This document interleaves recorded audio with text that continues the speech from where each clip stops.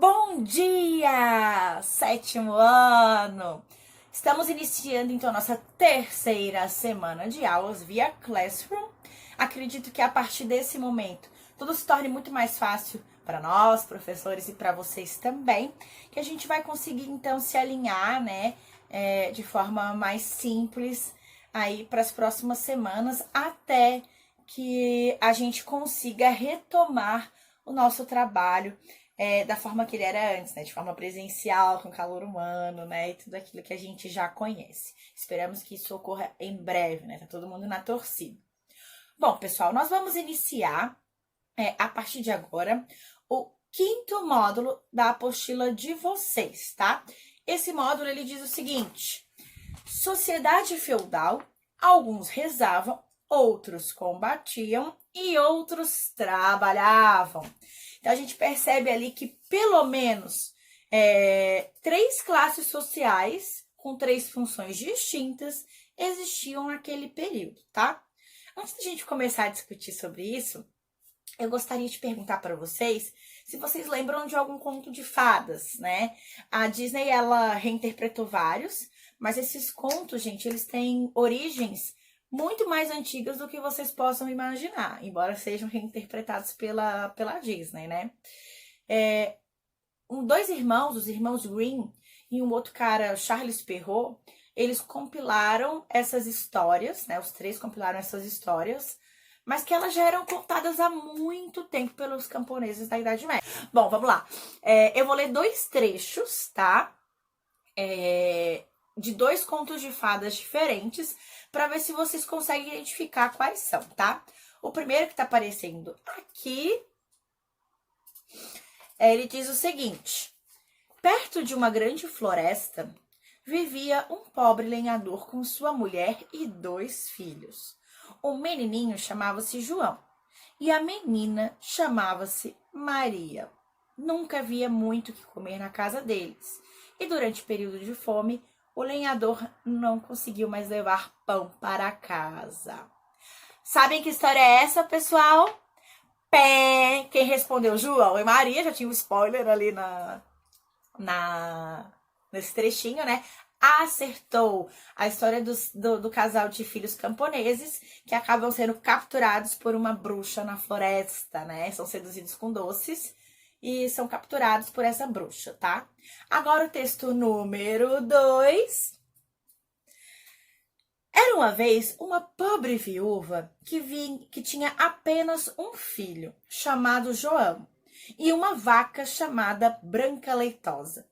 A única coisa que garantia o seu sustento era o leite que a vaca dava toda manhã.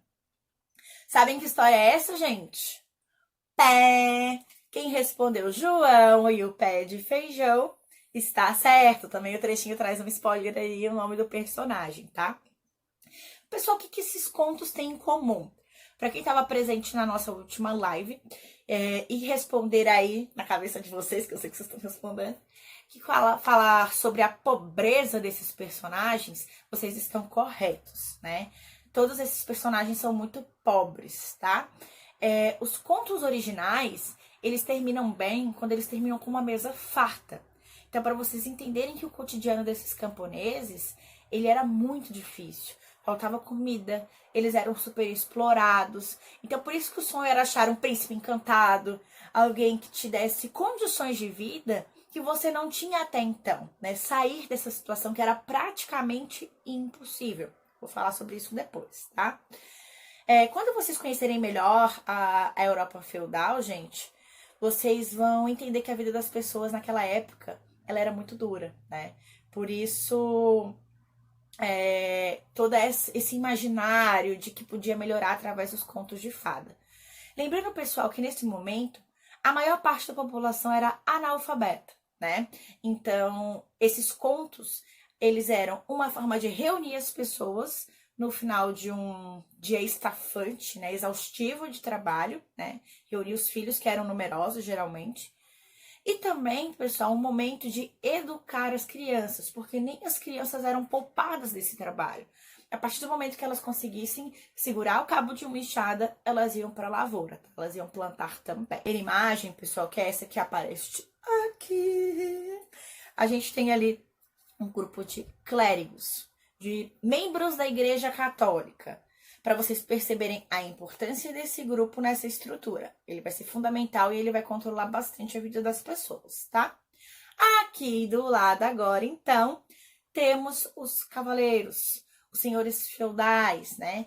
Que eles eram responsáveis pela proteção dos indivíduos, por abrigar eles na terra, né? Os camponeses, em troca ali de proteção. Então, você trabalha para mim, você paga impostos, como vocês viram na sessão, como funciona um feudo, né? Então, dentre esses impostos eram pagos não em dinheiro, porque não tinha moeda naquela época, né? Não tinha comércio, não tinha por que ter moeda, mas eram pagos em produção, gêneros alimentícios ou serviços no feudo, tá?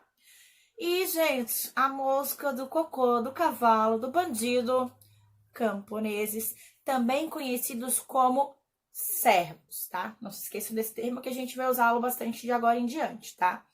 Que eram esses que de fato estavam na labuta, estavam trabalhando, produzindo e construindo, tá? Quais imagens se refere ao feudalismo que você estudou até aqui e por quê? Todas elas, né? O que elas revelam sobre a sociedade feudal? Uma outra questão que está na abertura do módulo. Justamente que era uma sociedade estamental, era uma sociedade dividida e que cada uma dessas divisões vai ter uma função específica, tá? Atualmente, a sociedade brasileira é dividida em classes sociais. Você sabe a diferença entre classe social e ordem, que a gente chama de estamento? Enquanto a classe social ela tem uma possibilidade de movimentação, então a sua condição ela não é determinada pelo seu nascimento. Talvez, se você se esforçar muito, você seja uma exceção, né? Mesmo que você seja pobre e você consiga conquistar as coisas através dos frutos do seu trabalho. Ou então, o estamento, que já é condicionado ao seu nascimento. Se você nasce servo, você vai morrer servo. Porque a propriedade ela é herdada de pai para filho. Se seu pai não tem, você logo não terá. Então, não existe essa possibilidade de movimentação social. O estamento, ele é uma coisa congelada, que a gente também chama de sociedade de ordens, tá? Bom, leiam as páginas indicadas pela prof no roteiro, tá? Façam os exercícios e não se esqueçam, quarta-feira estaremos reunidos para corrigi-los, tirarmos dúvidas e batermos um papo, tá bom? Beijo no coração. Tchau, tchau.